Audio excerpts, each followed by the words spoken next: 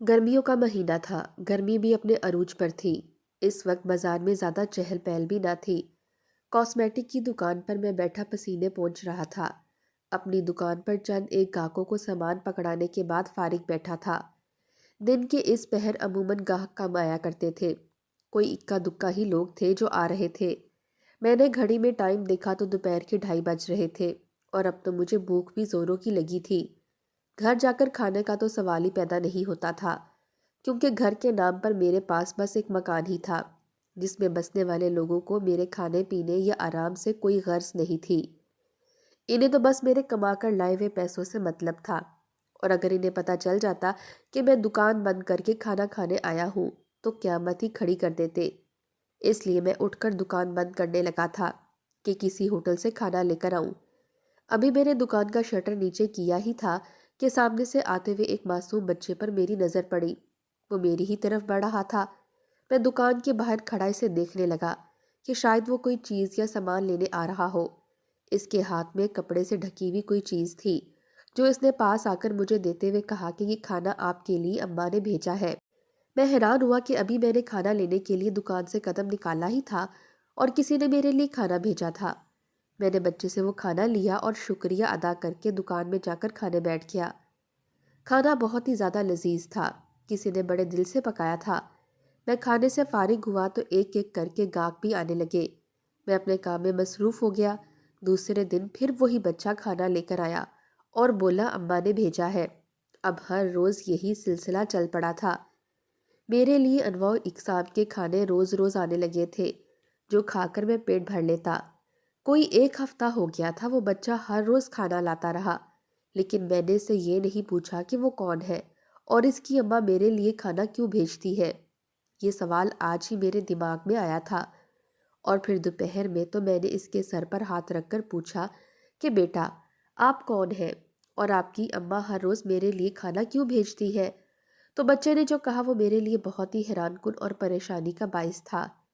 यानी मैं अनजाने में किसी और का खाना हर रोज़ खा रहा था, क्योंकि बच्चे ने कहा कि अम्मा खाना देकर कहती है कि जाओ अब्बा को देकर आओ, इसलिए मैं खाना आपके पास लेकर आता हूँ। ये सुनकर तो मेरे औसान खता हो गए। बच्चा तो मासूम और नासमझ था, लेकिन मैं तो अक्लमंद इंसान था। मैं कैसे बिना पूछे और तहकीक के किसी और का खाना लेकर खा सकता था, और वो भी एक हफ्ते से मुसलसल खा रहा था। बच्चे का जवाब सुनकर मेरी शर्मिंदगी की कोई इंतहा न रही थी। अब मुझे इनसे माफ़ी मांगनी चाहिए जिनका मैं खाना खा चुका था। मैंने बच्चे का हाथ पकड़ा और इसे दुकान से बाहर लाकर गली में खड़ा किया। फिर बच्चे से पूछने लगा कि बेटा, आपके अब्बा की दुकान इस बाजार में कहाँ पर है, क्योंकि मुझे लगा था कि बच्चा अपने बाप को किसी दुकान पर ही बाप को खाना देकर जाता होगा और रास्ता भूलकर मुझे देकर जा रहा होगा। लेकिन इस बच्चे ने कहा कि मेरे अब्बा की दुकान इस बाजार में कहीं पर भी नहीं है। मैंने कहा तो फिर आप किसके लिए और कहाँ खाना लेकर जा रहे थे। तब भी इसका जवाब वही था कि मैं खाना आपके पास ही लेकर आता हूँ, और अम्मा ने कहा है कि अब्बा को खाना देकर आओ। मैंने बच्चे को लाख बार समझाया कि मैं आपका अब्बा नहीं हूँ। आपकी अम्मा आपको जिनके लिए खाना देती है, आप वही खाना पहुंचा दिया करो। लेकिन हर बार बच्चा खाना मेरे पास ही लेकर आता और कहता कि अम्मा ने आपके लिए खाना भेजा है। मैं इनके इस अमल से बहुत ज़्यादा परेशान हो गया था, क्योंकि मैं पहले ही इतनी दफ़ा खाना खाकर बहुत शर्मिंदा था। इसलिए मैंने सोच लिया था कि इस बच्चे के घर जाकर तस्दीक कर लूँगा कि इनकी वालदा किसके लिए खाना भेजती है, क्योंकि बच्चा हर रोज़ ही शायद रास्ता भूल कर खाना मेरी दुकान पर ला रहा था। इसके घर वालों को इस बात का पता भी ना हो, क्योंकि ये बच्चा सिर्फ 5-6 साल का ही था, इसलिए इससे गलती होना कोई बड़ी बात नहीं थी। इस दफ़ा मैंने खाना लेने से इनकार कर दिया। बच्चा रोनी सी सूरत बनाकर वहीं खड़ा रहा और बोला कि जब तक आप खाना नहीं लेंगे मैं वापस नहीं जाऊंगा। मजबूरन मुझे इससे खाना लेना पड़ा और मैंने बिना खाए खाना वही टेबल पर रख दिया। वो बच्चा वापस जाने लगा तो मैंने भी वो खाना उठाया और इसके पीछे पीछे चलने लगा। वो बच्चा पास ही के एक घर में दाखिल हो गया तो मैंने डोरबेल बजाई और किसी के बाहर आने का इंतज़ार किया। थोड़ी देर के बाद एक नौजवान औरत अपने चेहरे को दुपट्टे के निकाब से ढांपती दरवाजे पर आई, तो मैंने इनसे कहा कि आपका बच्चा हर रोज़ किसी गलत फहमी के तहत खाना मेरी दुकान पर पहुंचा कर जाता है। गालिबन वो खाना अपने वालिद के लिए देकर जाता है, लेकिन गलती से मेरी दुकान पर देकर चला जाता है। میں نے کئی دفعہ بچے سے کہا بھی ہے کہ آپ غلط جگہ کھانا دیتے ہیں، وہ ضد کر کے کھانا رکھ جاتا ہے۔ آپ بتا دیں کہ بچے کے والد کی دکان کہاں پر ہے، میں انہیں کھانا پہنچا دیتا ہوں۔ وہ لڑکی چپ چاپ کھڑی میری باتیں سنتی رہی۔ جب میں اپنی بات ختم کر کے چپ ہوا تو اس نے کہا بچے کے والد فوت ہو چکے ہیں، آس پاس کوئی مسجد نہیں ہے، اس لیے میرا بیٹا اپنے والد کے ایصال ثواب کا کھانا کسی دکان پر ہی لے کر جاتا ہے۔ مجھے بچے کے یتیم ہونے کا سن کر بہت ہی دکھ ہوا۔ میں نے اس بات کا افسوس کیا اور چپ چاپ واپس چلا آیا۔ میں اپنی دکان پر آ کر بیٹھ گیا تھا، لیکن میں اپنے دماغ سے اس بچے اور اس کی ماں کے خیالات کو نہیں نکال پا رہا تھا۔ نہ جانے ان کے شوہر کو کیا ہوا ہوگا۔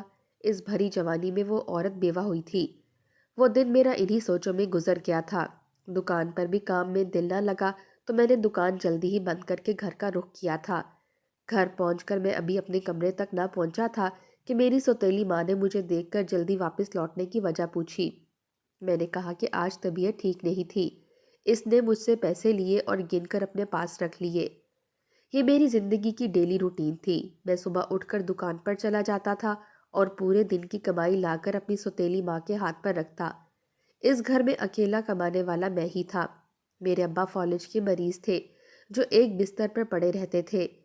انہوں نے اپنی صحت کے دنوں میں دکان کھولی تھی جو ہمارے گھر کا ذریعہ معاش تھی۔ اچانک ابا کو فالج کا اٹیک آیا تو ایسے میں دکان بند کرنا مطلب بھوکا مر جانا تھا۔ میں کم عمر تھا پھر بھی سوتیلی ماں کے کہنے پر پڑھائی چھوڑ کر دکان سنبھال لی تھی اور تب سے اب تک بس دکان پر ہی ہوتا تھا۔ میری زندگی گھر سے دکان اور دکان سے گھر لوٹنے پر ہی مشتمل تھی۔ 15 سال کی عمر سے دکان سنبھالتے سنبھالتے میں 25 سال کا ہو گیا تھا اور اس سارے عرصے میں ایک دن بھی میں نے کوئی چھٹی نہیں کی تھی اور نہ ہی کہیں اور آنے جانے کا سوچا تھا۔ اسی طرح کمانے کو میں نے اپنی زندگی کا مقصد سمجھ لیا تھا۔ اس کے علاوہ زندگی کی کسی سکھ دکھ سے میرا کوئی تعلق نہیں تھا۔ نہ نہال نہ دھیال میں مجھے کسی رشتے کا کچھ پتہ نہیں تھا۔ میں کب یتیم ہوا یہ مجھے نہیں پتا کیونکہ مجھے اپنی ماں کی شکل تک یاد نہیں تھی۔ بس سوتیلی ماں کے منہ سے ہمیشہ یہ سنا تھا کہ میں ان کا سوتیلا بیٹا ہوں۔ میرے علاوہ ابا کی ایک اور اولاد تھی اور وہ میری سوتیلی بہن تھی۔ وہ شہر میں کسی بڑی یونیورسٹی میں پڑھ رہی تھی۔ کبھی کبھار وہ گھر آ جاتی تو مجھے منہ تک لگانا پسند نہیں کرتی تھی۔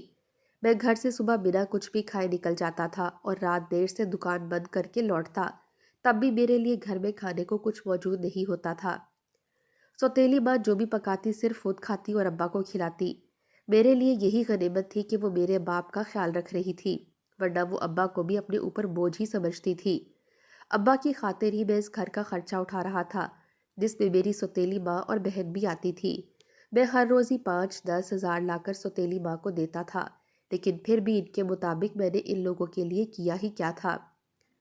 ابا میرے ایک کمرے میں پڑے رہتے تھے۔ ان سے میرا ملنا بھی ان کی بیوی کی اجازت پر تھا۔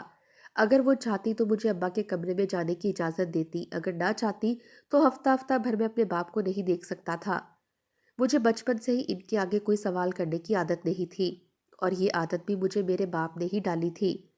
میری سوتیلی ماں ابا کی بہت ہی زیادہ چہیتی تھی، جب ہی مجھے بھی ان کے سامنے بولنے کی جرت نہیں تھی۔ اپنی سوتیلی ماں کو دیکھ کر مجھے اس لڑکی کا خیال آ گیا تھا جو اپنے شوہر کے مرنے کے بعد بھی اس کے لیے کھانا بھیج دیتی تھی، اور یہاں میرا باپ زندہ ہوتے ہوئے بھی ایک روٹی کا محتاج تھا۔ کتنی باوفا تھی وہ عورت جو چھوٹے بچے کے ہاتھ اپنے شوہر کے حصے کا کھانا مجھے بھیج دیتی تھی۔ مجھے اس کی اعلیٰ ظرفی پر رشک آنے لگا تھا۔ کاش میری ماں کی موت کے بعد میرے باپ کو بھی کوئی ایسی باوفا بیوی ملی ہوتی تو آج ہمارے گھر میں پیسے کے علاوہ انسانوں کی بھی کچھ قدر ہوتی۔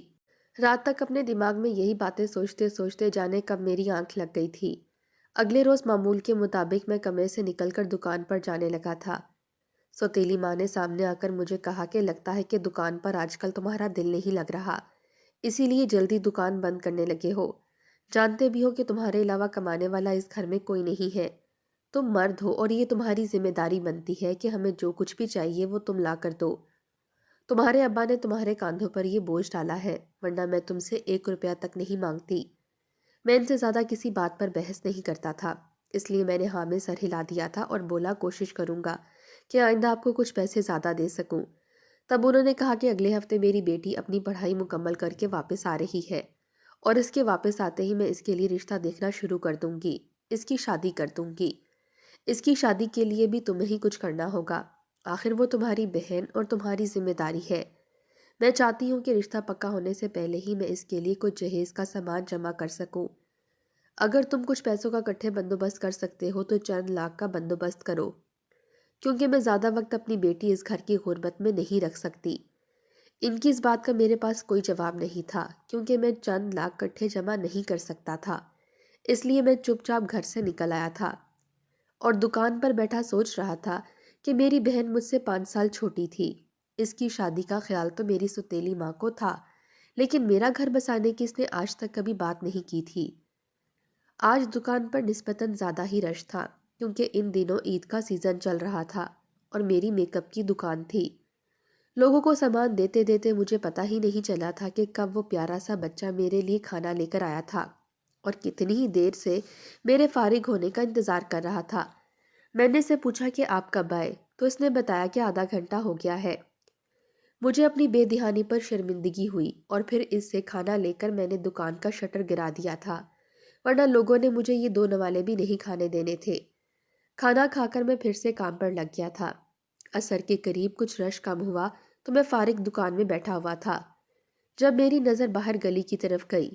وہی عورت اس بچے کو اٹھائے تیز تیز قدموں سے کہیں جا رہی تھی۔ بچہ جو اس کے کندھے پر تھا دیکھ کر مجھے پریشانی ہوئی۔ میں فوراً اپنی دکان سے باہر نکل آیا اور انہیں روک کر پوچھا کہ کیا معاملہ ہے۔ عورت نے بتایا کہ بچے پر بخار کی وجہ سے غنودگی طاری ہو گئی ہے، میں اسے لے کر ہسپتال جا رہی ہوں۔ میں نے اپنے قریبی کھڑی موٹر سائیکل دوست سے لی اور بچے کو سامنے بٹھا کر اس عورت کو پیچھے بیٹھنے کو کہا۔ ہم 10 منٹ کے اندر ہسپتال میں موجود تھے، جہاں فوراً بچے کا ٹریٹمنٹ شروع ہوا اور تھوڑی دیر میں اس کا بخار بھی اتر چکا تھا۔ اس نے میرا شکریہ ادا کیا تو میں نے اس بات کو اپنا فرض بتا کر انہیں شرمندہ نہ ہونے کا کہا۔ پھر ان دونوں کو موٹر سائیکل پر میں گھر چھوڑنے آیا تو اس عورت نے مجھے اندر آ کر چائے پینے کی پیشکش کی، لیکن میں نے کہا کہ نہیں، میں پھر کبھی چائے پی لوں گا۔ میں وہاں سے نکل کر گھر آیا تو میرے گھر پر بھی ایمرجنسی کی صورتحال تھی۔ سوتیلی ماں نے کہا کہ کہاں رہ گئے تھے تم؟ میں نے دکان پر لڑکا بھیجا، لیکن دکان بھی بند تھی۔ تمہارے ابا کی طبیعت اچانک بگڑ گئی تھی، ڈاکٹر موجود تھا۔ میں فوراً بھاگ کر ابا کے پاس پہنچا، لیکن ڈاکٹر نے بتایا کہ ابا چند گھڑیوں کے مہمان ہیں، انہیں فالج کا ایک اور شدید قسم کا اٹیک آیا تھا۔ رات تک ابا اس دنیا میں مجھے تنہا چھوڑ کر جا چکے تھے۔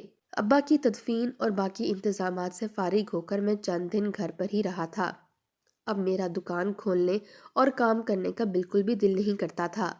ابا کی موت کا ایسا غم لگا تھا جس کا بوجھ دل سے اتر نہیں رہا تھا۔ کام کرنے کا بالکل بھی دل نہیں کرتا تھا۔ میری سوتیلی بہن بھی یونیورسٹی چھوڑ کر آ چکی تھی۔ سوتیلی ماں ہر وقت مجھ سے پیسے مانگتی رہتی اور مجھے گھر کی بنی چائے کا ایک کپ نہیں دیتی تھی کہ تمہاری خدمت ہمارا فرض نہیں بنتا۔ ایک ہفتہ میرا گھر پر ہی گزرا تھا۔ ایک ہفتے کے بعد میری سوتیلی بہن کے لیے رشتے آنا شروع ہوئے۔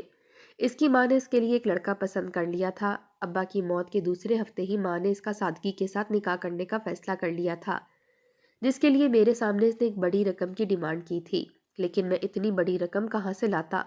اس لیے ہم نے ایک دوسرے کی مشاورت سے دکان بیچ دی تھی اور اس سے ملنے والی رقم سے بہن کی شادی کے سارے انتظامات ہو گئے۔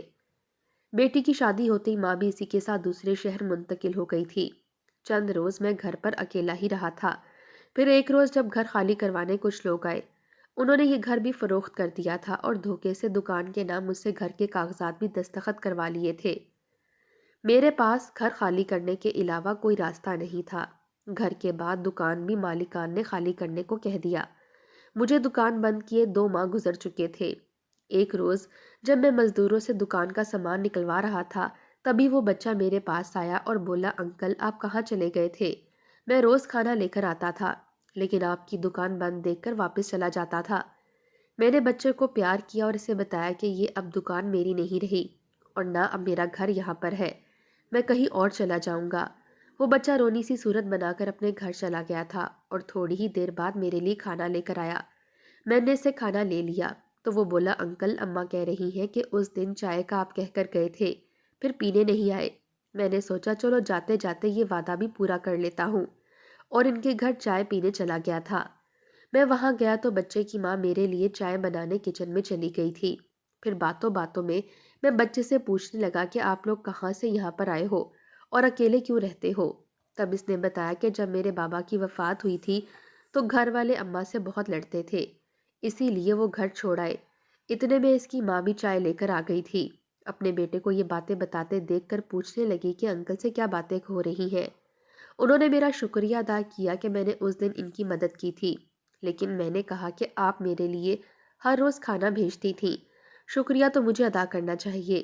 اس پر انہوں نے کہا کہ نہیں، وہ کھانا بھیجنے کی میری نیت صرف اپنے مرحوم شوہر کو ثواب پہنچانے کی تھی، اس میں آپ کا میرے پر کوئی احسان نہیں ہے۔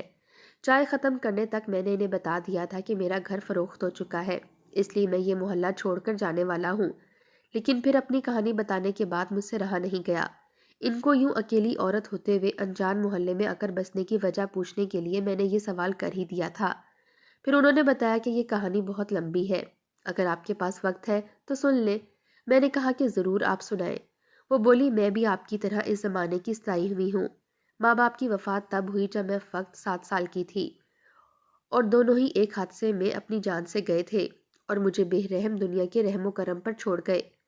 پہلے میری پرورش کی ذمہ داری میرے ددیال میں چاچا نے لی، لیکن ان کے ساتھ میں 2 ماہ ہی رہ سکی، کیونکہ چاچی مجھ سے اس چھوٹی عمر میں گھر کے سارے ہی کام کرواتی تھی اور مجھے کام نہ آتا تو زیادہ مارتی تھی۔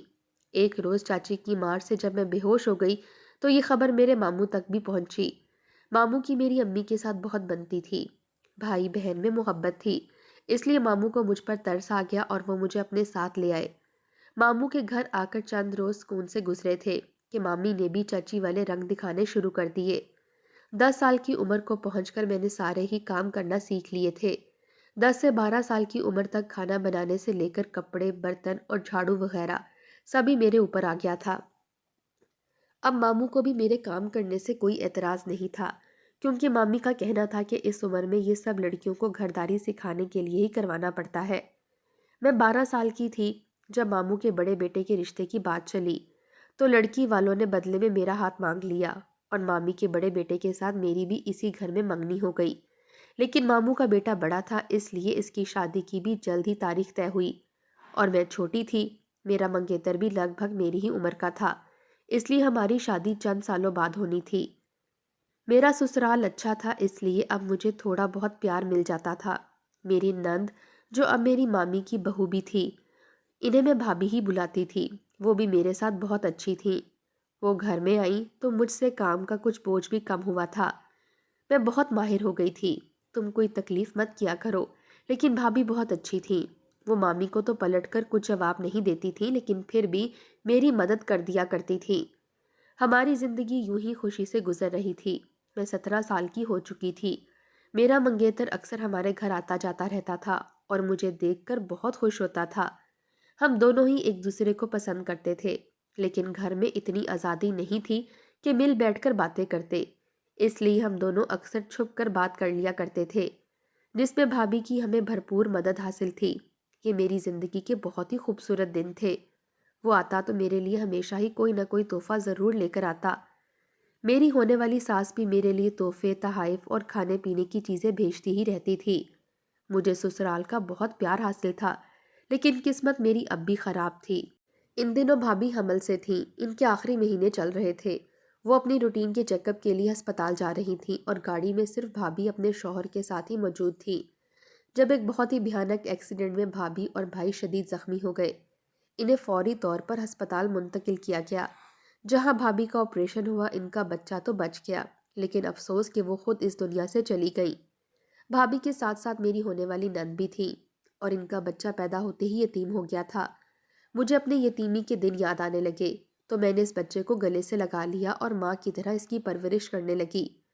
بھابھی کا موت کا ابھی ان کے شوہر کو نہیں پتہ چلا تھا، وہ ابھی تک ہسپتال میں بے ہوشی کی حالت میں موجود تھے۔ لیکن چند روز بعد ایک بری خبر پھر آئی، اور وہ یہ تھی کہ بھابھی کے شوہر کی دونوں ٹانگیں ڈاکٹرز کو کاٹنی پڑی تھیں۔ وہ ہمیشہ ہمیشہ کے لیے معذور ہو چکے تھے۔ یہ بات سن کر تو ہمارے گھر میں موت سے بھی بڑا ماتم مچ گیا تھا۔ ہنستے کھیلتے گھر میں اب ہر کوئی ہنستا تھا، نہ بولتا تھا، یہاں تک کہ کھانے پینے کا ہوش بھی کسی کو نہیں ہوتا تھا۔ میں اس معصوم ننھی سی جان کو ہر وقت گود میں لیے پھرتی رہتی تھی، اور یہ دیکھ کر نہ جانے کب میری مامی کے دل میں یہ خیال آیا کہ وہ میری شادی اس بچے کے باپ سے کروا دے تو میں دونوں کو ہی بخوبی سنبھال لوں گی۔ لیکن میں اپنے منگیتر سے بہت محبت کرتی تھی۔ یہ بات سن کر میں بہت زیادہ رونے لگی تو میرے ماموں کو مجھ پر ترس آ گیا، لیکن مامی نے اپنے شوہر کی ایک نہ مانی اور میرے سسرال والوں کو صاف صاف انکار کر دیا تھا کہ ہم یہ رشتہ ختم کرتے ہیں۔ وہ لوگ ناراض ہو کر چلے گئے تھے۔ پھر ایک روز ماموں نے مجھے پاس بلا کر پوچھا کہ تم اپنے سابقہ منگیتر کے ساتھ شادی کرنا چاہتی ہو؟ میں نے ہاں میں سر ہلایا تو ماموں نے فون کر کے اسے بلایا اور ہم دونوں کا نکاح مسجد میں پڑھوا کر مجھے اس کے ساتھ چوری چھپے رخصت کر دیا تھا۔ اس بات کی میری مامی اور اس کے بیٹے کو خبر تک نہیں ہوئی تھی اور ان دونوں نے یہ سمجھ لیا تھا کہ میں گھر سے بھاگ چکی ہوں۔ مجھے بھابھی کا معصوم بچہ چھوڑ کر جانے کا بالکل بھی دل نہیں تھا، لیکن ماموں نے مجھے تسلی دی تھی کہ ہم اس بچے کو اچھی طرح سے رکھیں گے، اس لیے میں وہاں سے ہمیشہ ہمیشہ کے لیے چلی آئی تھی۔ لیکن اس طرح چوری چھپے نکاح کرنے کے بعد مجھے اپنے سسرال میں وہ قدر کبھی نہیں مل سکی جو ایک خوشیوں سے لائی گئی بہو کی ہوتی ہے۔ جب تک میرے شوہر زندہ تھے بس سسرال میں گزارا ہی ہو رہا تھا۔ میرے شوہر ایک فوجی تھے جو اکثر اپنی ڈیوٹی کے سلسلے میں گھر سے باہر رہتے تھے اور مجھے ساس اور باقی گھر والوں سے طرح طرح کی باتیں سننے کو ملتی تھیں۔ میرے شوہر کو ڈیوٹی پر گئے ہوئے 1 ماہ ہو چکا تھا۔ جلد ہی وہ چھٹی لے کر گھر واپس آنے والے تھے، لیکن ان کے واپس آنے سے پہلے یہ خبر آ گئی تھی کہ انہیں شہید کر دیا گیا ہے۔ یہ خبر سنتے ہی میری ساس مجھ پر برس پڑی تھی کہ تم ہی منحوس ہو جس سے شادی کر کے میرا بیٹا مرا ہے۔ یہ سب یقیناً اس معصوم بچے کی بد دعائیں ہیں جسے تم چھوڑ کر آئی ہو۔ شوہر کی موت کا صدمہ میرے لیے بہت بڑا تھا، اوپر سے گھر میں ہونے والی ہر روز کے جھگڑے مجھے اندر سے ختم کر رہے تھے۔ شوہر کی موت کے 1 ماہ بعد ہی مجھے پتا چلا کہ میں حاملہ بھی ہوں۔ اب میرے اوپر ایک ننھی سی جان کی ذمہ داری بھی تھی، اس لیے میں نے خود کو سنبھال لیا تھا۔ بیٹے کی پیدائش تک سسرال والوں نے بڑی مشکل سے مجھے اپنے گھر رکھا تھا، لیکن جیسے ہی میں نے ایک بیٹے کو جنم دیا تو وہ مجھے گھر پر رکھنے کے لیے بھی تیار نہیں تھے، لیکن پھر بھی میں نے زندگی کے 4 سال وہاں جانوروں کی طرح رہ کر گزار دیے تھے۔ پھر بحالت مجبوری مجھے وہ گھر چھوڑنا ہی پڑا تھا، اس لیے میں واپس ماموں کے گھر آئی، لیکن یہ سن کر بہت زیادہ افسوس ہوا کہ میرے ماموں بھی اس دنیا سے رخصت ہو چکے تھے۔ مامی نے اپنے بیٹے کی شادی ایک بیوہ عورت سے کر دی تھی، لیکن اس عورت نے میری مامی کو ہی گھر سے نکال دیا تھا اور اپنے معذور شوہر اور اس کے بچے پر بھی بڑے ظلم کرتی تھی۔ میں خود مجبور اور لاچار تھی، میں بھلا کسی کی کیا مدد کر سکتی تھی، اس لیے اپنا سا منہ لے کر میں وہاں سے بھی نکل آئی تھی۔ یہاں اس محلے میں نے کرائے کا مکان لیا اور اپنے شوہر کی ملنے والی پینشن پر گزارا کرنے لگی تھی۔ مجھے اس عورت کی کہانی سن کر بہت ہی زیادہ افسوس ہوا تھا، وہ تو مجھ سے بھی زیادہ مجبور تھی۔ میں اجازت لے کر وہاں سے جانے لگا تو بچہ میرے سامنے آ کے کھڑا ہو گیا۔ اس نے کہا کہ انکل آپ کہیں مت جائیے، آپ کے پاس بھی تو گھر نہیں ہے، آپ ہمارے ساتھ رہ لینا پلیز۔ اس بات پر میں نے اس کی ماں کی طرف دیکھا تھا جس کی آنکھوں میں آنسو تھے۔ شاید وہ یہ سوچ رہی ہوگی کہ کاش اس بچے کا باپ زندہ ہوتا، اسے کسی اور سے شفقت کی امید لگانے کی ضرورت نہ پڑتی۔ میں نے تھوڑی دیر سوچنے کے بعد اس عورت کے سامنے نکاح کی پیشکش رکھی تھی، کیونکہ وہ اور میں ہم دونوں ایک جیسے ہی تھے، ہمیں کسی سہارے کی ضرورت تھی۔ اس نے اپنے بیٹے کی طرف دیکھتے ہوئے میری پیشکش قبول کر لی تھی۔